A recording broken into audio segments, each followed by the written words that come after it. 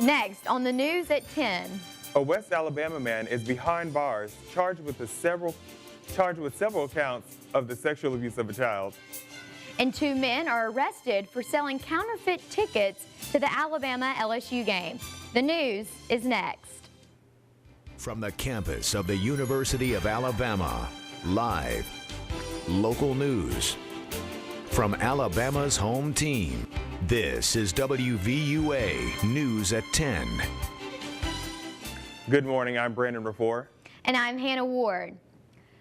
Topping our news tonight, 2 Georgia men are facing charges related to selling counterfeit tickets to the Alabama-LSU football game. On Saturday, a man flagged down an officer and said they were sold fake tickets to the game. The officer talked to the suspects, but was unable to find probable cause for an arrest at the time. The officer later saw the suspects with counterfeit tickets in their car and arrested them. 48-year-old Colin Christopher Young and 44-year-old Alfonso Bernard Daniels were placed in the Tuscaloosa County Jail on a $240,000 bond. Both men were being charged with 16 counts of criminal possession for a forged instrument in second degree. State troopers are investigating the cause of a 2-vehicle crash that happened Monday afternoon. It claimed the life of 17-year-old Dylan Heilman of Gwynn. He and a friend were in a 1997 Ford Taurus that collided with the dump truck on Alabama Highway 17 in Detroit. An unlicensed minor was driving the car at the time of the accident.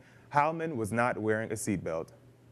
A man is behind bars tonight for facing sex abuse charges of a minor. According to Tuscaloosa County District Attorney Lynn Head, the victim is younger than 12 years old.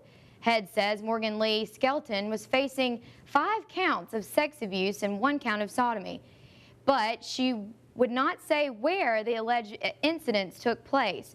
Northport Police Lieutenant Keith Carpenter couldn't say much about the case, but he did tell WVUA the alleged abuse happened a few years ago, and there was enough evidence to get warrants for an arrest.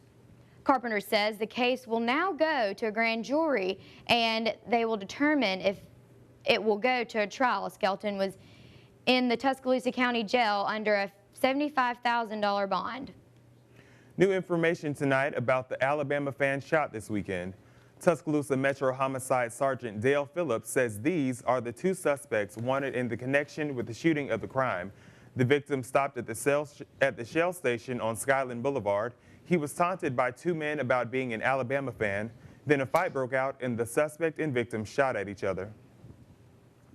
We still have several people to interview and leads to follow up before we can really determine what caused this altercation. The victim was treated for non-life-threatening injuries. If you have any information, call Crime Stoppers at 205-752-STOP.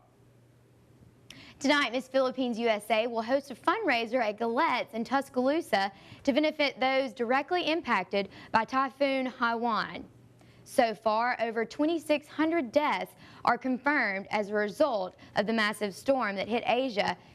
University of Alabama student Jasmine Ceballo is representing the country as a preliminary title holder within the Miss Universe organization. She says that although her family was not affected, she hopes that this fundraiser will bring forth awareness and funds to help the devastated areas. The whole country was hit, and I just feel like that's what's right, is just to help give back, regardless if it is my family or not.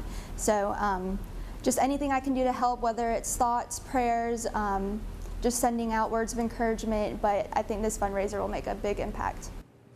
The event is entitled Reverie for Relief, and all money raised will go directly to typhoon victims. And before we go to break, don't forget to follow your home team on Twitter. Follow us for the latest breaking news and what's happening all around Alabama and beyond. An American family is back home after the vacation in the Philippines turned into a nightmare. Although November is one of the least popular months for weddings, find out why couples are choosing to get married today. And number 1 took on number 2 tonight in college basketball. Gary Harris will have Kentucky-Michigan State highlights later in your home team sports.